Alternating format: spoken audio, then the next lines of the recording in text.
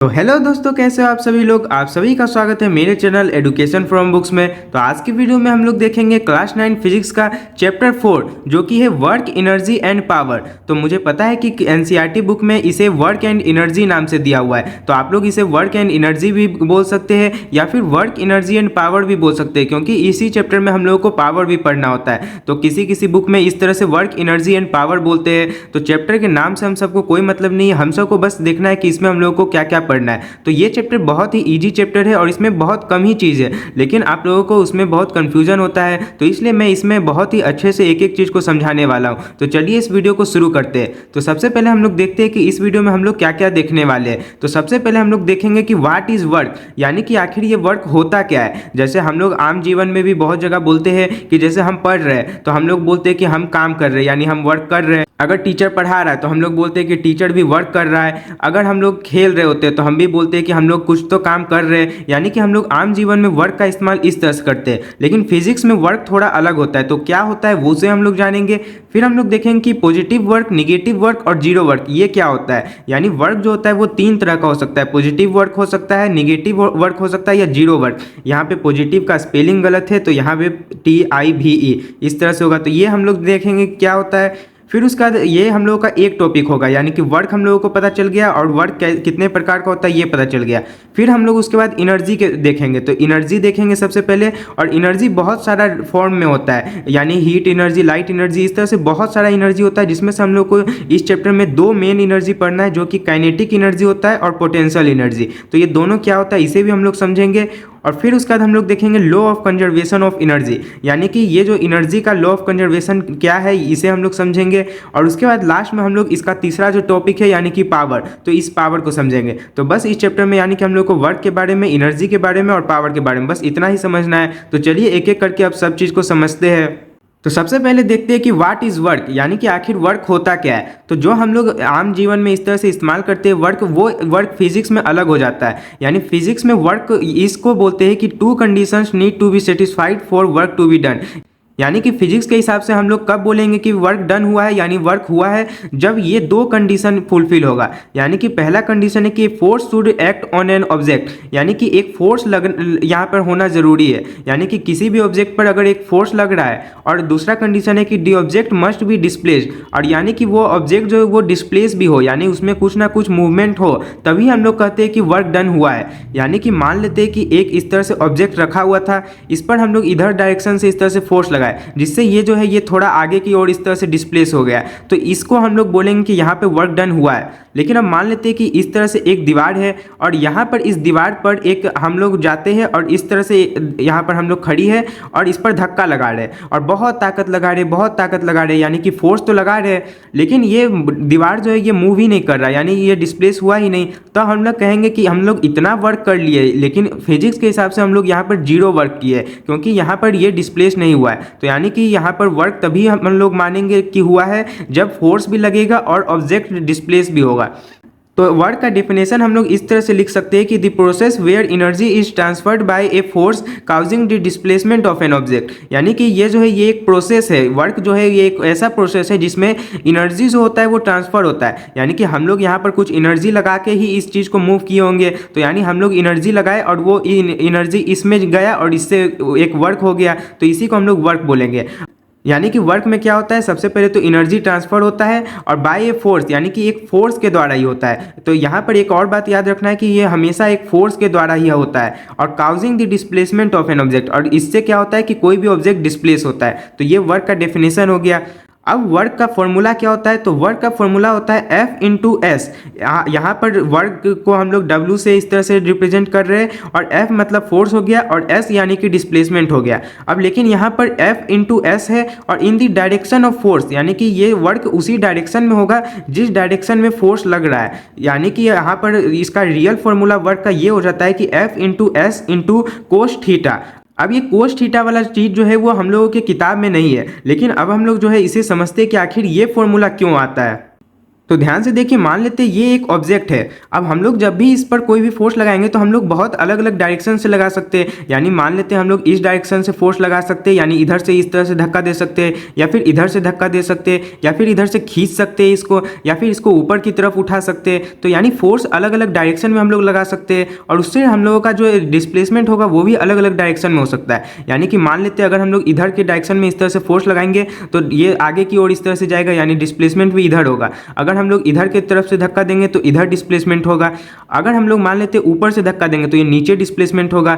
और वही अगर मान ली इधर की तरफ तीड़ेंगे तो यानी कि फोर्स हम लोग इधर के डायरेक्शन में लगाएंगे और ये इधर की तरफ मूव होगा, यानी डिस्प्लेसमेंट इधर होगा। तो इस तरह से बहुत कुछ हो सकता है। तो इसलिए हम लोग क्या करते हैं कि यहाँ पर मान लेते हैं फोर्स इस डायरेक्शन में है, तो ये डायरेक्शन कोई भी हो सकता है, और डिस्प्लेसमेंट इस डायरेक्शन में, यानी डिस्प्लेसमेंट भी किसी भी डायरेक्शन में हो सकता है। तो जो इसके बीच का एंगल बनता है इसी को हम लोग कोस थीटा बोलते हैं। अब ये कोस थीटा जो है ये आप लोगों को क्लास 10 में पढ़ने मिलेगा, ट्रिग्नोमेट्री वाला चैप्टर में, मैथ में। लेकिन यहाँ पर आप लोग बस ये याद रखिए कि कोस थीटा जो होता है वो और कुछ नहीं बल्कि फोर्स और डिस्प्लेसमेंट के बीच का एंगल को हम लोग बोलते हैं। तो ये एंगल हम लोगों का कोस थीटा कहलाता है। अब ये थीटा और कुछ नहीं बल्कि जैसे हम लोग मैथ में एक्स वाई कोई भी जब वेरिएबल होता है तो उसको एक्स वाई इस तरह से करके लिखते हैं, तो उसी तरह से हम लोग थीटा लेते हैं इस तरह से किसी भी अननोन वैल्यू को रिप्रेजेंट करने के लिए। तो यहाँ पर ये थीटा ले लिए। तो इस तरह से हम लोगों का जो रियल फॉर्मूला होता है वर्क का वो होता है F into S into cos theta, यानी कि force into displacement into cos theta. अब इसके बारे में हम लोग जो आगे और अच्छे से बात करेंगे कि ये फॉर्मूला आखिर क्यों होता है। तो अभी के लिए आप लोग ये देखिए कि ये हम लोग का फॉर्मूला हो गया। अब उसके बाद work is a scalar quantity. अब वर्क जो है वो एक स्केलर क्वांटिटी है। ध्यान से देखिए, फोर्स जो है वो क्या है, एक वेक्टर क्वांटिटी है, यानी इसमें डायरेक्शन भी होता है, और जो डिस्प्लेसमेंट है उसमें भी डायरेक्शन होता है, यानी ये भी वेक्टर है। लेकिन ये जो इन दोनों को गुना करने पर जो हम लोग का वर्क आता है ये हम लोग का स्केलर हो जाता है। यानी इसमें हम लोग डायरेक्शन नहीं देखते, इसमें बस हम लोग देखते हैं कि कितना वर्क डन हुआ है, और उससे हम लोगों को डायरेक्शन से कोई मतलब नहीं है। अब SI unit of work is newton metre या फिर जूल। अब एसआई यूनिट जो होता है वो वर्क का वो न्यूटन मीटर होता है, यानी कि फोर्स का हम लोग का न्यूटन हो गया और यहाँ पे डिस्प्लेसमेंट का मीटर हो गया। तो इस तरह से हम लोग का न्यूटन मीटर आ गया। और वर्क का ही ऐसा यूनिट एक जूल भी होता है, यानी कि एक तो न्यूटन मीटर हो गया और इसी को हम लोग जूल भी बोलते हैं। तो जूल एक वैज्ञानिक है जेम्स जूल, तो उन्हीं के सम्मान में ये नाम दिया गया है जूल। तो इसको हम लोग कैपिटल जे से इस तरह से रिप्रेजेंट करते हैं। तो ऐसा यूनिट वर्क का हो गया हम लोग का न्यूटन मीटर या फिर जूल। अब यहाँ पर बात आता है कि वाट इज वन जूल। आखिर ये एक जूल अगर हम लोग बोलते हैं कि एक जूल का वर्क हुआ है तो आखिर ये कितना वर्क हुआ। तो एक जूल का वर्क मतलब होता है कि कोई एक ऑब्जेक्ट है, मान लेते हैं ये एक ऑब्जेक्ट है और इस पर हम लोग 1 न्यूटन का फोर्स लगाए और जिस डायरेक्शन में फोर्स लगाए उसी डायरेक्शन में अगर 1 मीटर डिस्प्लेसमेंट हुआ, यानी कि यहाँ से मान लेते हैं अब ये ऑब्जेक्ट यहाँ आ गया और ये 1 मीटर था, तो 1 मीटर का डिस्प्लेसमेंट हुआ और हम लोग फोर्स भी 1 न्यूटन का लगाए। तो ये जो जितना वर्क डन यहाँ पे हुआ है इसी को हम लोग 1 जूल वर्क बोलते हैं। तो ये हम लोग का 1 जूल वर्क भी समझ में आ गया क्या होता है। अब हम लोग आगे देखते हैं। अब हम लोग देखते हैं कि positive work, negative work and zero work आखिर ये क्या होता है। तो ध्यान से देखिए, हम लोग जो है 3 केस यहाँ पर लेते हैं। मान लेते हैं हम लोग इस डायरेक्शन पे एक ऑब्जेक्ट पे फोर्स लगाए और इसी डायरेक्शन में ये डिस्प्लेस हो गया। फिर दूसरा केस हम लोग लेते हैं कि हम लोग इस डायरेक्शन में फोर्स लगा रहे हैं और डिस्प्लेसमेंट इस डायरेक्शन में हो रहा है। और तीसरा केस लेते हैं कि हम लोग फोर्स इस ऊपर की डायरेक्शन में लगा रहे हैं और डिस्प्लेसमेंट इधर के डायरेक्शन में हो रहा है। तो ये 3 केस होता है। अब इस तीनों केस में हम लोग देखते हैं कि आखिर वर्क डन कितना होगा। तो यहाँ पर अगर हम लोग सबसे पहला केस ले तो वर्क का फॉर्मूला क्या होता है, F into S into cos theta. तो यहाँ पे ये एफ एस इंटू, अब यहाँ पे जो कोस थीटा है तो ध्यान से देखिए थीटा क्या होता है, कोस थीटा यानी कि इन दोनों के बीच का एंगल होता है। तो यहाँ पर अगर ध्यान से देखें तो ये भी इसी डायरेक्शन में और ये भी इसी डायरेक्शन में, यानी फोर्स और डिस्प्लेसमेंट एक ही डायरेक्शन में। तो यानी कि ये इस तरह का एक एंगल बनेगा जहाँ पे फोर्स भी इधर ही है और एस भी इधर, यानी डिस्प्लेसमेंट भी इधर ही है। तो इन दोनों के बीच एंगल कितना हो गया, 0 डिग्री का हो गया, क्योंकि यहाँ पर कोई एंगल बना ही नहीं। अगर थोड़ा ऊपर होता तब जाके कुछ एंगल बनता है। तो इसलिए यहाँ पर कोस थीटा का मान जो है, थीटा का मान 0 डिग्री हो जाएगा।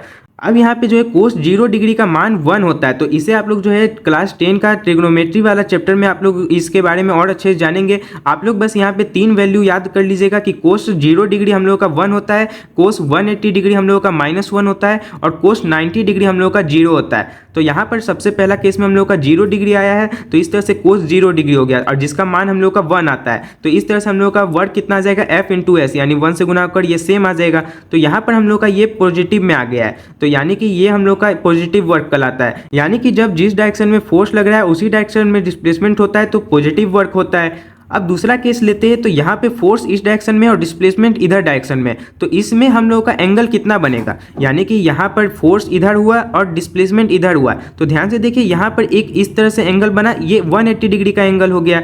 तो इसलिए यहाँ पर कोस थीटा का मान हम लोगों का 180 डिग्री आ जाएगा, यानी कोस 180 डिग्री हो जाएगा, और इसका मान हम लोगों का -1 होता है। तो इस तरह से हम लोगों का ये -FS आ जाएगा, और -FS का मतलब हो गया कि यहाँ पे निगेटिव वर्क हुआ है। तो जब भी इस तरह से फोर्स और डिस्प्लेसमेंट अपोजिट डायरेक्शन में होता है तो हमेशा निगेटिव वर्क होता है। अब तीसरा केस लेते हैं, तो इसमें हम लोग क्या कर रहे हैं, फोर्स इस ऊपर के डायरेक्शन में है और डिस्प्लेसमेंट इधर हो रहा है। तो ध्यान से देखिए यहाँ पर इस तरह से एक एंगल बन रहा होगा जो कि 90 डिग्री का बन रहा होगा, तो यानी कि यहाँ कोस थीटा हम लोग का कोस 90 डिग्री हो जाएगा। तो कोस 90 डिग्री का मान हम लोग का 0 होता है, तो यहाँ पे 0 आ जाएगा, और 0 से ये गुना होने पर 0 आ जाएगा, यानी कि यहाँ पर वर्क जो होगा वो 0 हो जाएगा, यानी यहाँ कोई भी वर्क होगा ही नहीं। यानी कि ये जो डिस्प्लेसमेंट हो रहा है ये इस फोर्स की मदद से नहीं हो रहा है। तो यहाँ पर एक और बात भी नोट करने वाला होता है कि work is always done by a force not by an object, यानी कि यहाँ पर ये इस तरह से डिस्प्लेस हो रहा है, लेकिन ये इस फोर्स की मदद से नहीं हो रहा है, ये किसी और फोर्स यहाँ पर लग रहा होगा जिसके कारण ये डिस्प्लेस हो रहा होगा। तो इसलिए यहाँ पर इस फोर्स के द्वारा जो हम लोग का कार्य हो रहा है यानी वर्क हो रहा है वो हम लोग का 0 आ गया। यानी अगर हम लोग कभी भी कोई ऑब्जेक्ट को ऊपर से खींचेंगे और ये इधर की तरफ अगर मोशन कर रहा है तो इसमें हम लोगों का उस फोर्स का कोई भी रोल नहीं होता इसमें। तो इस तरह से हम लोगों का 3 प्रकार का वर्क हो गया, एक पॉजिटिव वर्क, एक निगेटिव वर्क और एक जीरो वर्क। अब यहाँ पर एक वर्क जो है और भी तरह का हो सकता है, यानी मान लेते हैं एक ऑब्जेक्ट है और इसको हम लोग इस डायरेक्शन में ऐसे फोर्स लगा दिए और यहाँ पर डिस्प्लेसमेंट इस डायरेक्शन में हुआ, तो यहाँ पे अलग एंगल बनेगा, लेकिन ये सब हम लोग आगे के क्लास में समझेंगे। तो अभी के लिए बस आप लोगों को ये 3 चीज़ याद रखना है, पॉजिटिव वर्क, निगेटिव वर्क और जीरो वर्क। तो अब हम लोग देखेंगे कि एनर्जी क्या होता है। तो यानी कि हम लोगों ने चैप्टर में 3 पार्ट बता हुआ है, यानी कि सबसे पहला वर्क है, फिर एनर्जी है और फिर पावर है। तो वर्क हम लोगों ने समझ लिया है, अब हम लोग एनर्जी देखते हैं क्या होता है। तो एनर्जी क्या होता है, the capacity to do work is called energy.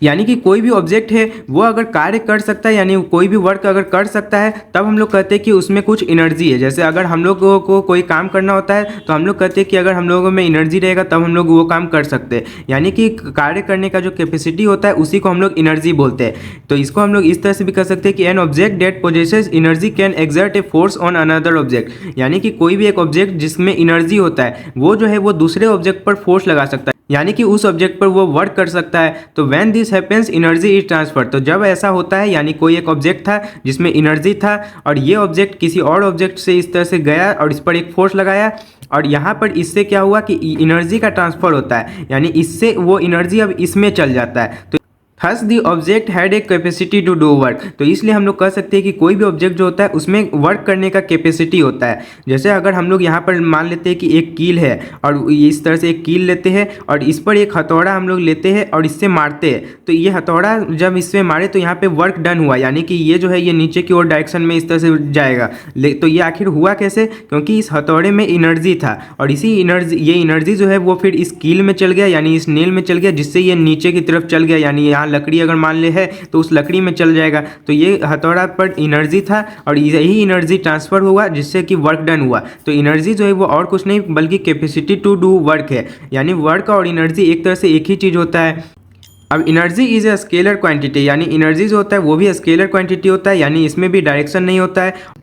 उसके बाद SI unit of energy is joule, यानी कि एसआई यूनिट एनर्जी का जो होता है वो भी जूल ही होता है, यानी जो वर्क का होता था, क्योंकि वर्क और एनर्जी एक ही चीज़ होता है। यानी कि कोई ऑब्जेक्ट में जितना एनर्जी होता है वो उतना ही वर्क कर सकता है। तो इसीलिए वर्क और एनर्जी एक तरह से रिलेटेड होता है एक दूसरे से, यानी जितना एनर्जी रहेगा किसी ऑब्जेक्ट में उतना ही जाके वो वर्क डन भी करेगा। तो इसलिए दोनों जूल में ही होता है। और उसके बाद यहाँ पर नोट करने वाला बात है कि 1 joule is the energy required to do 1 joule of work, यानी कि 1 जूल एनर्जी अगर हम लोग बोल रहे हैं कि किसी ऑब्जेक्ट में 1 जूल एनर्जी है तो इसका मतलब ये हुआ कि वो 1 जूल का कार्य कर सकता है, यानी वर्क कर सकता है। तो यही 1 जूल एनर्जी होता है। अब एनर्जी जो होता है वो बहुत सारे फॉर्म्स में आता है, यानी कि एनर्जी का बहुत सारा रूप होता है। जैसे कि एनर्जी में ही हम लोग का हीट एनर्जी आता है, लाइट एनर्जी होता है, इलेक्ट्रिकल एनर्जी होता है, सोलर एनर्जी होता है, केमिकल एनर्जी हो सकता है, न्यूक्लियर एनर्जी, थर्मल एनर्जी।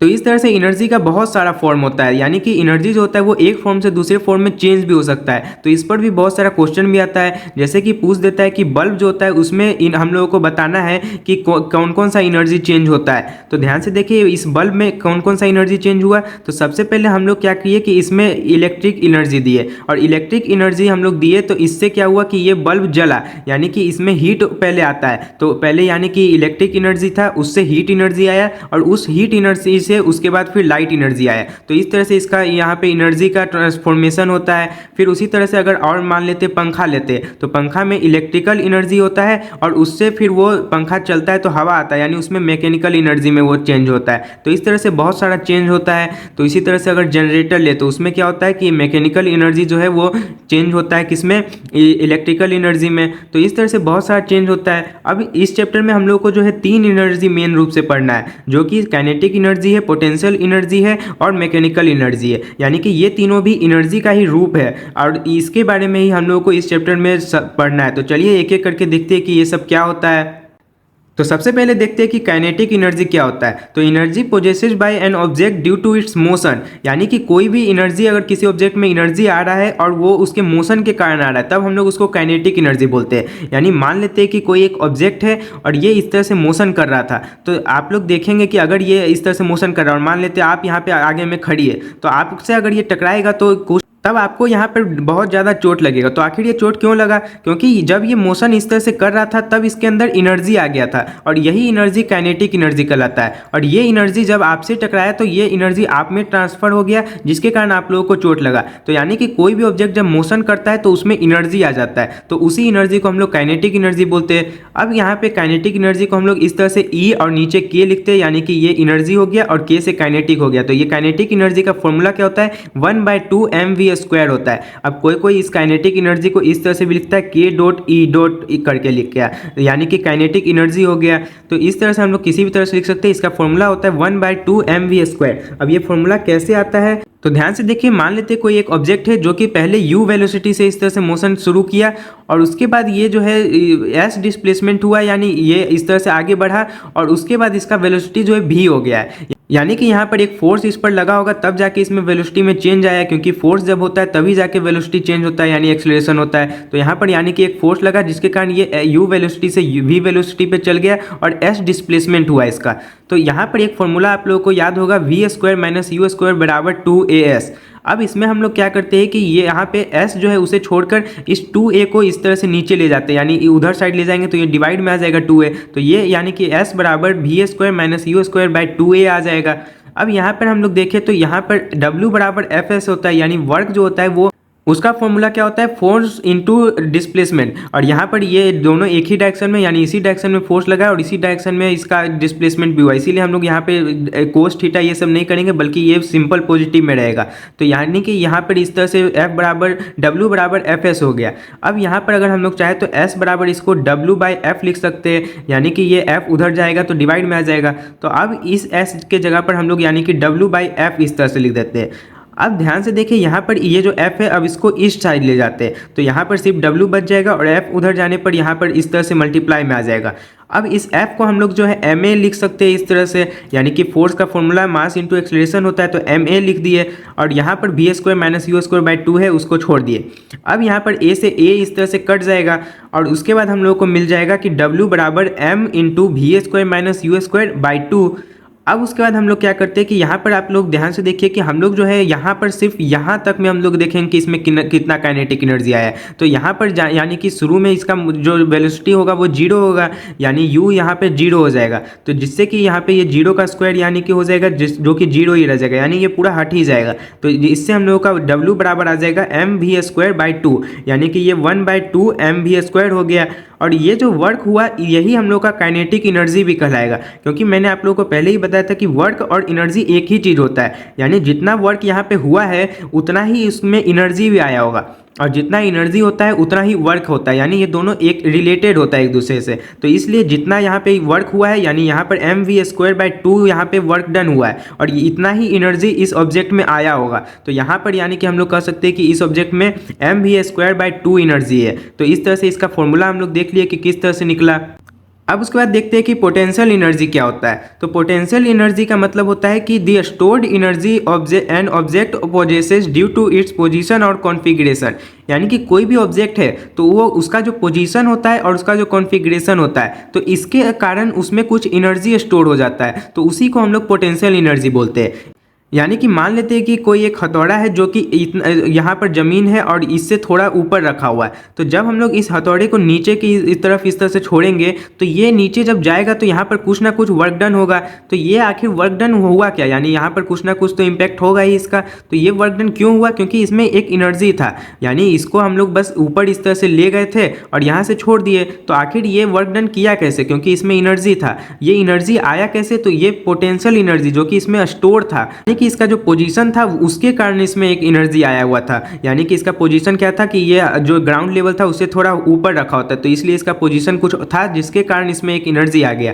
अब यहाँ पे पोजीशन के कारण तो हम लोगों ने देख लिया, अब कॉन्फ़िगरेशन के कारण कैसे होता है। तो कॉन्फ़िगरेशन यानी कि कुछ उसमें किया हुआ है, जैसे चाबी वाला आप लोगों ने खिलौना देखा होगा, तो उसमें हम लोग क्या करते हैं कि चाबी भरते हैं और जिससे कि वो थोड़ा आगे तक इस तरह से जाता है। तो वो क्यों हुआ, क्योंकि हम लोग जब उसमें चाबी भरे यानी उसमें कुछ कॉन्फ़िगरेशन किए तो उससे उसमें एनर्जी स्टोर हो गया, उसी एनर्जी को हम लोग पोटेंशियल एनर्जी बोलते हैं। और जिसके कारण वो क्या करता है, वो वर्क करता है, क्योंकि वही एनर्जी फिर जाके वर्क में चेंज होता है। तो इस तरह से कॉन्फ़िगरेशन होता है। यहाँ पर फिर एक तीर धनुष का भी हम लोग एग्जाम्पल ले सकते हैं। तो तीर धनुष में क्या होता है, यानी बो एरो में हम लोग जो है एरो को इस तरह से यानी कि धनुष बना हुआ रहता है और ये हम लोग का एरो है। तो यहाँ पर हम लोग क्या करते हैं कि ये जो रबर होता है इसको हम लोग इस तरह से पीछे की ओर तीरते हैं इस तीर के साथ, जिससे क्या होता है कि यानी इसका पोजीशन में चेंज किए हम लोग, यानी इस रस्सी का पोजीशन पहले सीधा था और इसको हम लोग इस तरह से तीर के ऐसा बना देते हैं, तो जिसके कारण इसका पोजीशन जैसे ही चेंज हुआ तो इसमें अब एक एनर्जी स्टोर हो गया है, यानी पोटेंशियल एनर्जी आ गया इसमें। और यही एनर्जी फिर जब हम लोग इसको इस तरह से छोड़ते हैं तो ये तीर आगे की ओर जाता है, क्योंकि यानी कि वर्क डन होता है इसी एनर्जी के कारण।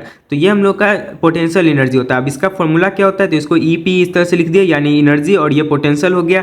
तो पोटेंशियल एनर्जी का फॉर्मूला होता है mgh, यानी कि यहाँ मास इनटू और यहाँ पर g जो होता है वो आप लोगों को याद होगा एक्सीलरेशन ड्यू टू ग्रेविटी होता है, और h यानी कि हाइट।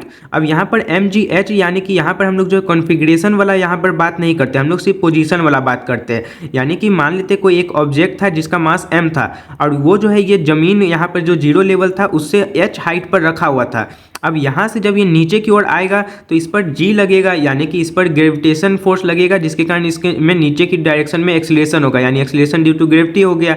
और जिसके कारण क्या होगा कि जब ये नीचे आएगा तो यहाँ पर कुछ ना कुछ वर्क डन होगा, यानी कि इसमें कुछ एनर्जी आया था। तो वो एनर्जी कैसे हम लोग कैलकुलेट करते हैं, mgh करके।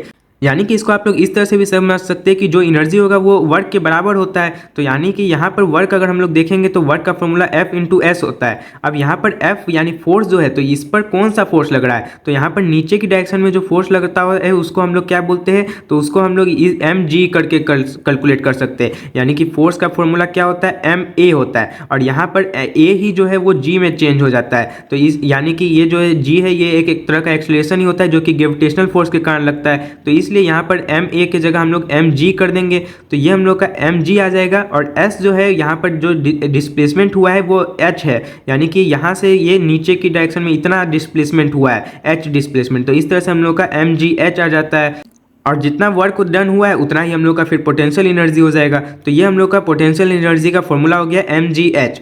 उसके बाद मैकेनिकल एनर्जी आता है। तो मैकेनिकल एनर्जी और कुछ नहीं बल्कि potential energy plus kinetic energy होता है। यानी कि कोई भी ऑब्जेक्ट है उसमें जितना पोटेंशियल एनर्जी और जितना काइनेटिक एनर्जी, उन दोनों को ही जोड़ के हम लोग उसका मैकेनिकल एनर्जी बोलते हैं। तो ये हम लोग का मैकेनिकल एनर्जी हो जाता है।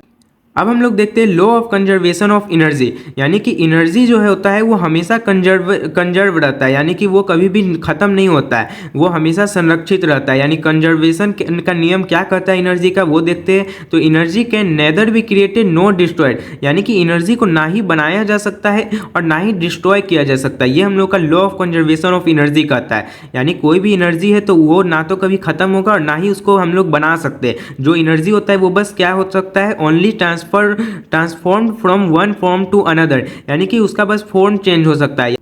जैसे कि इलेक्ट्रिकल एनर्जी है तो उससे वो लाइट एनर्जी में चेंज हो सकता है, मैकेनिकल एनर्जी है तो उससे वो इलेक्ट्रिक एनर्जी में चेंज हो सकता है। तो इस तरह से बस चेंज हो सकता है एक दूसरे फॉर्म में। तो इसी को हम लोग law of conservation of energy बोलते हैं, यानी कि एनर्जी कभी भी नया नहीं बन सकता है। अब उसके बाद देखते हैं law of conservation of mechanical energy, यानी इसमें ये बोला जाता है कि दी टोटल मैकेनिकल एनर्जी, तो मैकेनिकल एनर्जी क्या होता है, जो potential energy plus kinetic energy है of a system remains constant, यानी कि इसमें बोल रहा है कि कोई भी अगर सिस्टम में है उसमें जो मैकेनिकल एनर्जी होता है वो हमेशा कांस्टेंट रहता है, और if only conservative forces like gravity but not friction are acting on it, यानी कि इसमें ये भी बोल रहा है कि यहाँ पर फ्रिक्शन वहाँ पर नहीं लगना चाहिए, क्योंकि फ्रिक्शन के कारण ये चीज़ चेंज भी हो सकता है, लेकिन यहाँ पर अगर फ्रिक्शन ना हो तब ये हमेशा जो मैकेनिकल एनर्जी रहता है वो किसी भी सिस्टम का वो कांस्टेंट रहता है। तो इसे हम लोग और अच्छे से इस तरह से समझते हैं कि मान लेते कोई एक ऑब्जेक्ट था, इसको हम लोग h हाइट तक इस तरह से ले गए, यानी कि ग्राउंड लेवल से थोड़ा ऊपर इस तरह से ले गए, तो यहाँ पे अगर हम लोग देखेंगे तो ये अभी रेस्ट में है, तो इसलिए इसमें कोई भी काइनेटिक एनर्जी नहीं होगा, यानी कि यहाँ पर अगर हम लोग मैकेनिकल एनर्जी EM करके इसको इस तरह से लिख सकते हैं, तो यहाँ पर मैकेनिकल एनर्जी देखे तो यानी कि दोनों का सम होता है, तो काइनेटिक एनर्जी तो यहाँ पे 0 होगा क्योंकि ये मोशन नहीं कर रहा है, और जबकि इसका जो पोटेंशियल एनर्जी होगा वो mgh होगा, क्योंकि यहाँ पर पोटेंशियल एनर्जी का फॉर्मूला mgh होता है। अब यहाँ पर मान लेते हैं कि अब इसको नीचे की ओर गिराते हैं, तो जब ये नीचे जाएगा तो ध्यान से देखिए यहाँ पर क्या होगा कि जैसे जैसे ये नीचे जा रहा है यानी ये मोशन कर रहा है, तो ग्रेविटी इसको नीचे की डायरेक्शन में खींच रहा है, यानी एक्सेलरेशन इस पर हो रहा है। तो जैसे ही इसमें एक्सेलरेशन होने लगेगा यानी कि इसमें क्या आने लगेगा, काइनेटिक एनर्जी आने लगेगा, यानी कि अब ये मोशन करने लगा है, तो मोशन जैसे ही होने लगता है तब उसमें काइनेटिक एनर्जी आने लगता है, यानी कि अब इसमें काइनेटिक एनर्जी बढ़ते जाएगा। लेकिन ध्यान से देखिए यहाँ पर हाइट जो है वो कम होते जाएगा, तो जैसे जैसे ये हाइट कम होते जाता है तब उसका पोटेंशियल एनर्जी घटता जाता है, तो यहाँ पर यानी कि काइनेटिक एनर्जी बढ़ रहा है और पोटेंशियल एनर्जी घट रहा है, और जब ये इस तरह से नीचे आते आते आते आते एकदम लास्ट तक आ जाएगा तो यहाँ पर क्या होगा कि इसका जो पोटेंशियल एनर्जी था वो पूरा ही 0 आ जाएगा, क्योंकि ये अब इसका हाइट कुछ बचा ही नहीं, हाइट 0 हो गया है, तो इसलिए ये 0 हो जाएगा। और जबकि इसमें काइनेटिक एनर्जी जो होगा वो 1/2 mv² हो जाएगा, यानी कि यहाँ पर जाके अब रेस्ट हो गया, तो रेस्ट में आने के बाद हम लोग अब इसका टोटल जो काइनेटिक एनर्जी होगा वो इस तरह से इस फॉर्मूला से निकाल सकते हैं। तो यहाँ पर यानी कि टोटल हम लोग का ये कितना होगा, मैकेनिकल एनर्जी 1/2 mv² + 0 हो जाएगा। तो ध्यान से देखिए इसमें ये कहा जाता है कि ये दोनों ही बराबर होगा, यानी कि हम लोग इस तरह से लिख सकते हैं कि EM और बराबर होगा EM के, यानी कि यहाँ पर बोल रहा है कि मोशन के पहले और मोशन के बाद, तो यानी कि मोशन से पहले यानी कि जब ये रेस्ट में ऊपर था तब इसमें जो टोटल मैकेनिकल एनर्जी था और जो बाद में मैकेनिकल एनर्जी रहेगा ये दोनों ही बराबर रहेगा। तो इसको हम लोग इस तरह से लिख सकते हैं कि EKI, यानी कि यहाँ पर EK तो आप लोगों को पता चल ही गया है कि ये काइनेटिक एनर्जी है, और ये I से इनिशियल रिप्रेजेंट कर रहा है, यानी कि जो इनिशियल हम लोगों का काइनेटिक एनर्जी था और प्लस इनिशियल हम लोगों का पोटेंशियल एनर्जी था, अगर इन दोनों का सम हम लोग देखेंगे तो जो बाद का यानी कि जो फाइनल का हम लोग का काइनेटिक एनर्जी और पोटेंशियल एनर्जी का सम होगा उसके बराबर होता है। तो ये हम लोग का law of conservation of mechanical energy होता है।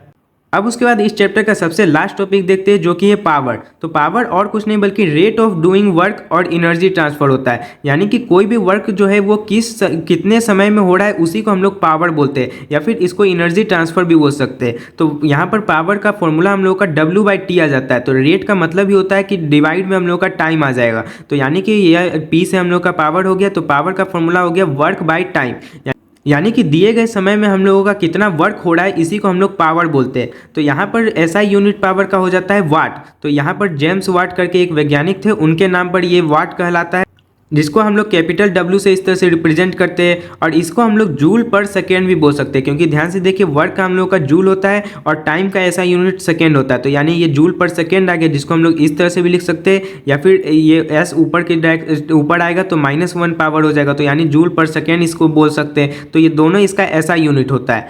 अब यहाँ पर 1 वाट पावर क्या होता है आखिर, यानी कि अगर हम लोग बोले कि किसी ऑब्जेक्ट में 1 वाट पावर है तो आखिर उस 1 वाट पावर का क्या मतलब हुआ, यानी कि इसका मतलब होता है the power of an agent which does work at the rate of 1 joule पर सेकेंड, यानी कि 1 वाट पावर उसको बोलेंगे कि 1 सेकेंड में वो अगर 1 जूल का काम कर सकता है, यानी कि अगर कोई एक ऑब्जेक्ट है वो 1 सेकेंड में 1 जूल का काम कर रहा है तब हम लोग उसको बोलेंगे कि ये इसमें कितना पावर था, 1 वाट का पावर था।